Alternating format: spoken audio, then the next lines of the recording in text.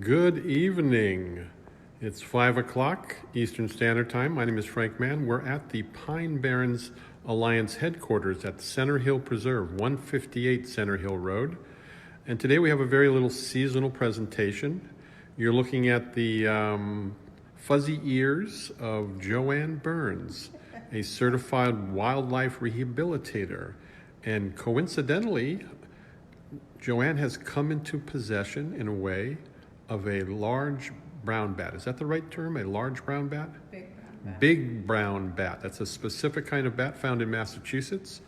Many bats are endangered now, and JoAnn, as a rehabilitator, finds these bats that have been either dislodged from their parents. In this case, that was what happened. Or otherwise, people come across and they call her, and she comes to the rescue. She is particularly well suited to this. She is very sensitive to animals, and she actually is right now in possession, and we'll let her reveal when she wants to, this large brown bat, who we're calling, just for the sake of the season, Batty. Anyway, JoAnn, welcome, and what can you tell us about the situation here? Thank you for having me. First thing I want to tell you about, and I had to write this down, in Massachusetts we have 9 bats. I don't know if anybody knows that. 5 of them are endangered and 4 of them are not. The silver wing bat, the big brown bat, the hoary bat, which is the largest bat we have in the state, the eastern red bat, the tricolored, the little brown bat, the eastern small-footed, the Indiana bat, and the northern long-eared bat. So it's ironic because the ones that are endangered are all the hibernators except for the big brown bat. She's the only hibernator who's not endangered because of the white-nosed fungus being found in the caves, which I can tell you about more after. They prefer to hibernate in people's attics. And unlike the little brown bat, which used to be found everywhere, now 99% of their population is gone. They're huge colonies, so their colonies were devastated, whereas the big brown bat only has, their solitary has maybe 2 or 3 bats. So this particular bat, how did you come across this one? So I got a call from a young girl who did the right thing. Whenever you see a bat, you never want to touch them with your hands, for your safety and also for the safety of the bat. If you touch any rabies vector species, which is any animal that can get rabies, like fox, coyotes, skunks, or raccoons, if you bring them to a rehab center without wearing gloves, it is the law that we have to put them down immediately. So it's for your safety and their safety. So she was, when she was 3 days old, she fell off a mom, because they eat every 20 minutes and then every hour. So for the first 3-4 days, mom keeps them on them, sometimes in their tail pouch. And during a bad rainstorm, she fell off, and this young girl found her on her trash can.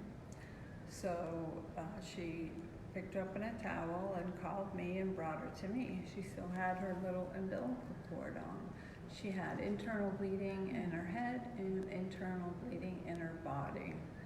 So, which is why I believe she's a little slow. She wasn't able to be released, and I was fortunate enough to get an educational permit for her, so her and I, she agreed, right? So we can spread the word about how people really need to help save bats. So one of the things that's killing the bats is, of course, it's tearing down the trees and the habitats like any other animals, and also the pesticides. When we spray their food, the mosquitoes with pesticides, and the white-nosed fungus. I don't know if anybody's heard of it, but in 2006 it was first discovered And since then, it's killed 6.7 million bats.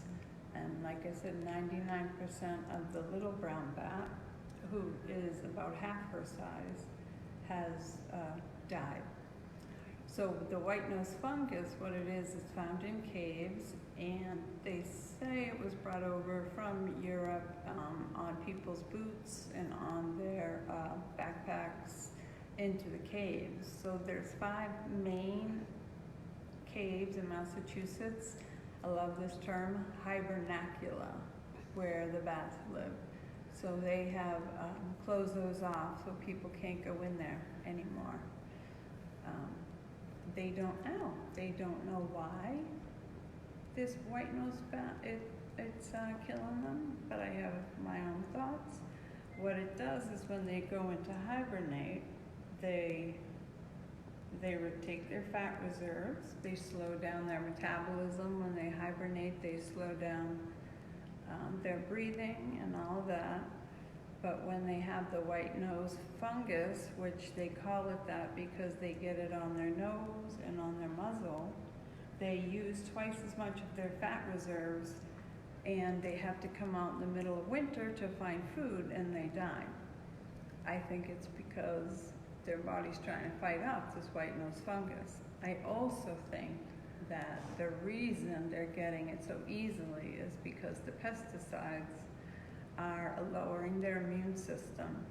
Ironically, when the bees started dying out about 2005, and this started happening about 2006, coincidence? Maybe not. So one thing you mentioned was that no one should handle these if they see a bat, because they're, as you said, in the rabies vector. Is that what you said? They're rabies vector species. That's the one thing, though, that I take them to schools and I'm trying to teach people, is people are so afraid of them that nobody really wants to help them. But why can you handle them? This one, because I'm her mother. But were you vaccinated? Yes, I had my rabies shots. And bats, when they're young, spend 90% of their time attached to their mother, which is more than any other mammal. It does seem to not find you, frightening or alien to it. So it's because essentially you bonded with it. Yeah, and also that's why it's so cool. I can wear my sweatshirt because she likes the smell. The smell stays on her. I forget what I was going to say about her. Being afraid of them. All of these, it's more the parents that are afraid than the kids. I try to teach the kids they don't go in your hair. And this rabies, only 1% of bats get rabies. More people are killed in this country by dog bites than rabies from bats. But it's just those myths you hear when you're a kid, the stereotypes, and people are afraid for no reason. If you ask them why, they just say, I don't know, they're icky. Hey, don't bite me. So how old is this particular bat right now? She's about 4 months now. And are you feeding her like on a very regular basis or round the clock? Or? Yep, she eats, I feed her mealworms, I feed her waxworms, and I also catch moths and other beetles for her, which is not as easy as you think to catch a moth. It's a family activity. It's not that easy. But I can show you her anatomy. This is what their wings look like, not the rest of their body, but this is their thumb. This is their thumb. They do have 4 bones in their wing, and then this is their arm, their shoulder. Their legs are really short. So this is just a Halloween object. And they actually have tails, which most people don't know. And I tell the kids so they can relate that just like a dog, when they're scared, that they put their tail, if I can show you, between their legs because she's nervous. Yeah. And then when she has to go to the bathroom, let me get close she puts up her there. tail up And I know to get a tissue really quick. Hold on, hold on, hold on. See? So, she also, I bet not many people know that when she's happy, she purrs just like a cat. So, we really want to get out there, and all the kids that I've taught, they're gonna spread the word too, that bats are not something to be afraid of. Bats are very important to our economy, to our way of life. Without them, we would have a lot more mosquito illnesses. Farmers save $50 million a year on pest control thanks to bats. And the fruit bats that live down south, they pollinate crops, they spread seeds, and they actually grow forests. So without bats, our life would not be the same quality as we know it. But until we start to get over our fear, then we're not going to start to save them. Here, I'll show you, I'll give you a little, this is where she gets a little upset. So, as you know, everybody, one of the other myths is that they're blind. You can see she has little eyes, but she's not blind. She can see just as well as we can, but most nighttime creatures like owls or flying squirrels have big eyes. But they use echolocation, thus the big ears, so they send out a vibration or a sound, it bounces off something and comes back to them, and they are extremely proficient at knowing where everything is. I've seen them just fly just right up against the wall and not even touch it. It's spectacular to watch. I also read an article where a blind man had actually taught himself to echolocate. Not quite the same as bats. How many insects did he eat per night? I know, right?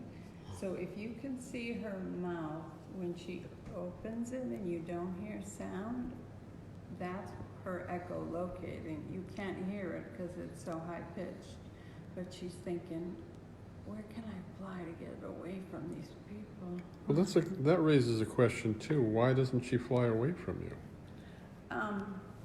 She feels more comfortable with me. She wants to get back under my sweatshirt. She, for all intents and purposes, I am her mother. That's why I do hold her, do you know? How old would a bat be before it left its mother?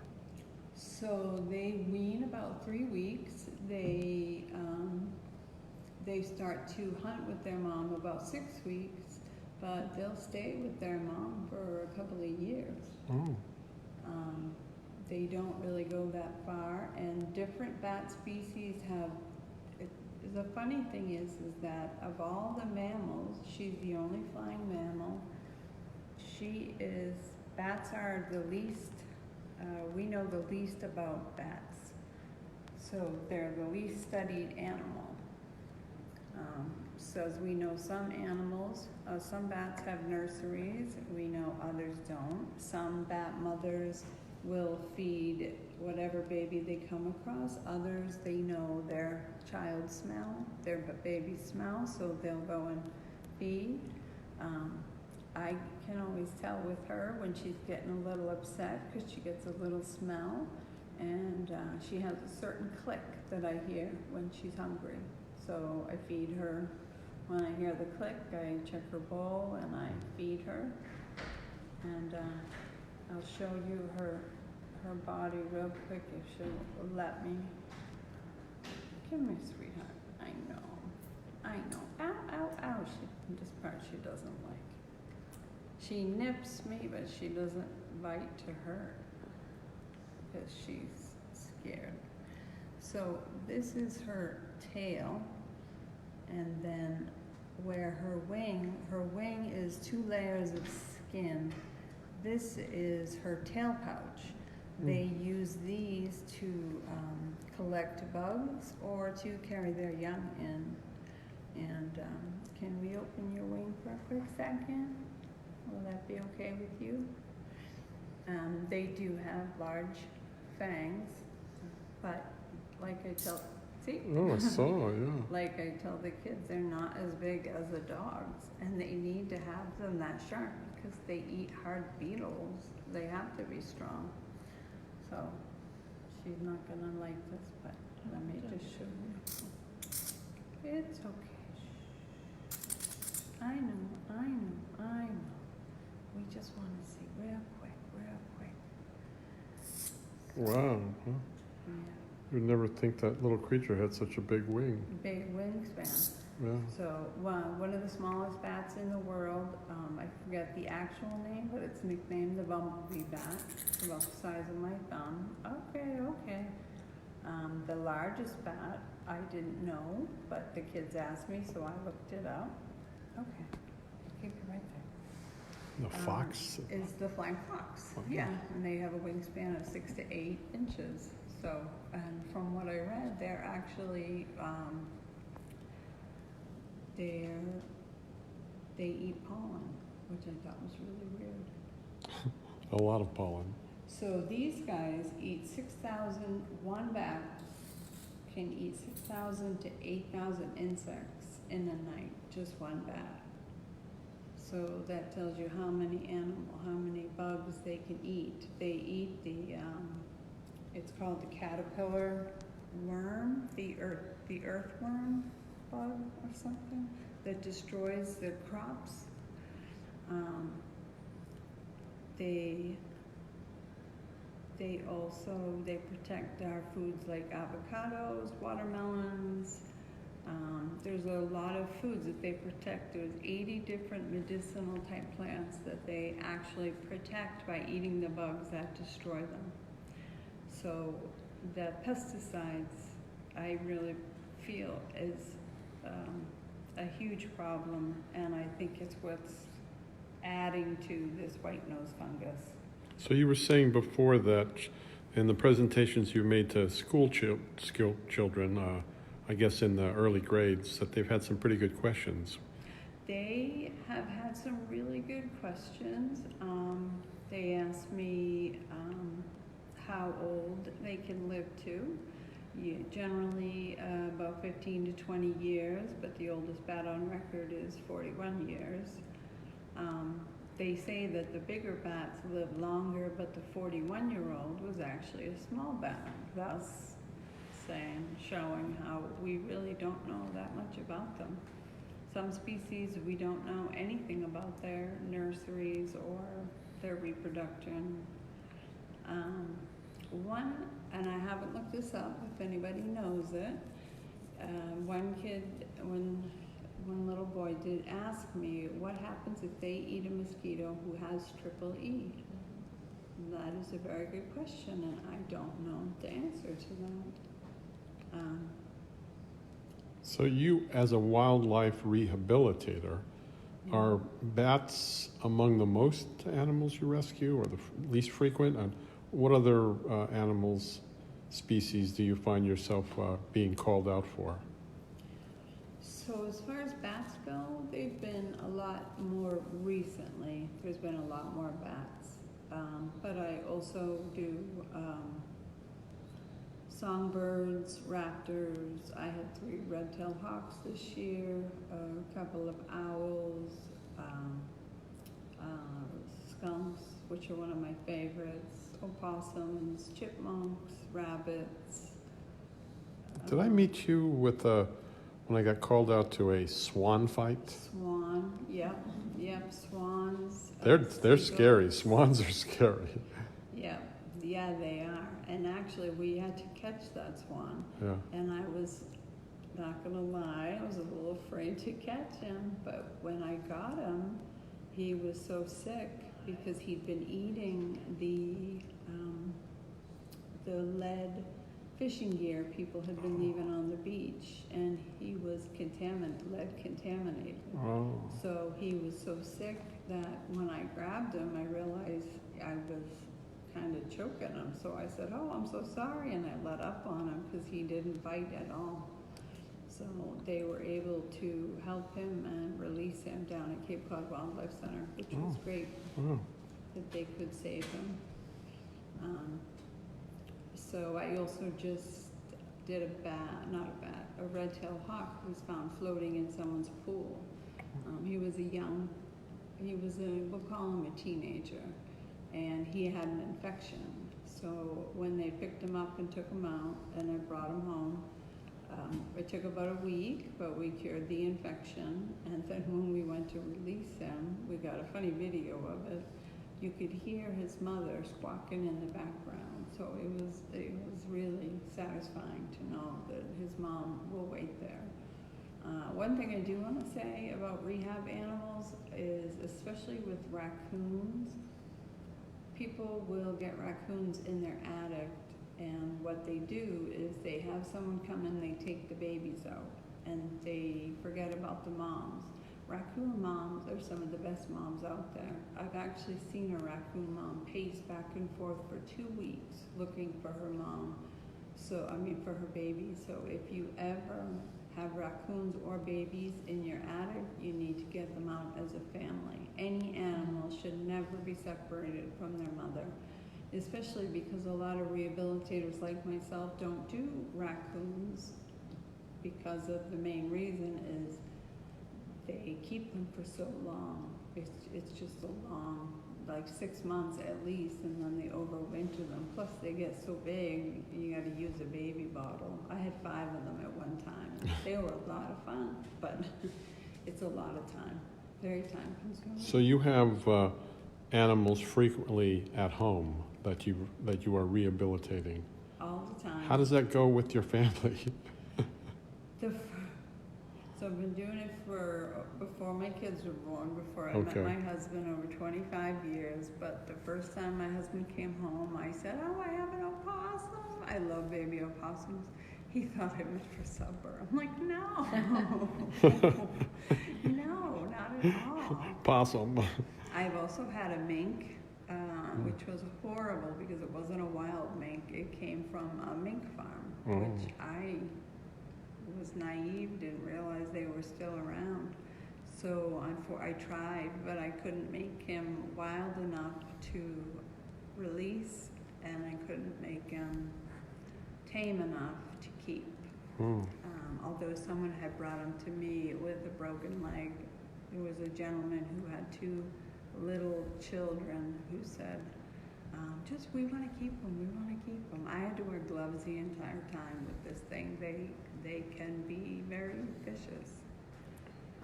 So how long will you have to take care of this bat so intimately? When you go home, where does this bat go? So she has a netted house that she lives in, and she will have to stay with me forever because she can't really take care of herself in the wild. But she's got a little netted, like the butterfly nets, and I have it hung up on the ceiling. So, and she can come out at night and she flies around, and she stays in during the day. She'll come out once in a while to eat. She'll make that click. I'll give her her food. But at night she comes out flying, and now it happens so often that we don't even notice or hear her anymore. She seems very calm now. She calmed down, huh? Yeah. You're holding her in a way that she finds comforting. She likes to be patted like this, obviously. And they're very furry when they're born. When she was born, she was, and the kids asked me this, she was 5 grams. And 5 grams, you said? 5 grams, yep. And now she's about 11 grams.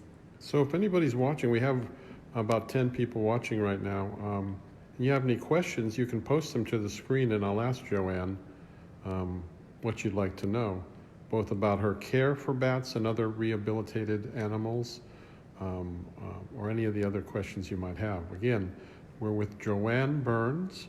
She's a wildlife rehabilitator, lives in Plymouth, writes a column for the Old Colony called, I believe, Wild Again. She's also a board member of our organization, the Pine Barrens Alliance, Southeastern Massachusetts Pine Barrens Alliance. And this is coming to you live from our new headquarters at 158 Center Hill Road. So remember that, and remember our organization. But please, if anyone has any questions, this would be a good time to ask, and we can pose them directly to Batty through her intermediary, JoAnn Byrnes. Oh, is it a female, by the way? I said. Yeah. Yeah, that's right. She's a female. One thing I do want to say is bats are not pets. I may be holding her like she's a pet, but they're not pets. They'll never be pets. All wild animals should never be pets. But the reason that I do touch her without a glove is, and this is how I feel about all my animals, I'm the only one who touches them, no one else in the family. I make sure that they are aware to stay away from humans, because that's actually their number one enemy. But every animal, in order to thrive, needs love. So that's what the mom does. This may be a dangerous question, but you have this bat, and you've already admitted that you may have to take care of it for its entire existence, a span of years. How many other animals do you have at home right now? Can you admit to this? I have 5, but they're mostly all separate. She's separated from them, and she stays with me. So are these pets that you have, or do you have some other rehabilitations going on?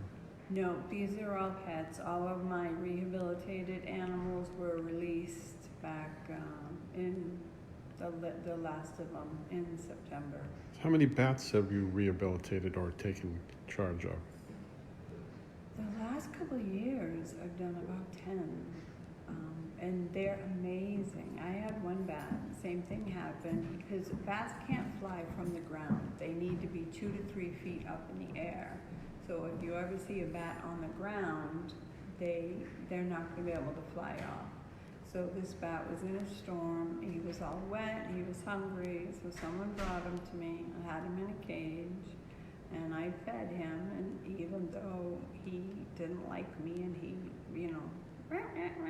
every time I went to feed him, I warmed him up, and he got a full belly. Because they have to eat a lot. They use so much energy just to fly. And after 2 days, he was feeling better, and they can get through a hole the size of a dime. I was saying that area of my house was dusty, thank goodness, because I saw he got right out of his cage. He went directly straight for the hole in the screen, and then he flew away. So he could have gotten out anytime he wanted, but he waited until he was feeling better. So, but if we've had other animals run around the house, and they run crazy, but not bats. They're amazing. They're just amazing animals. They just know exactly where they want to go, exactly how to get there.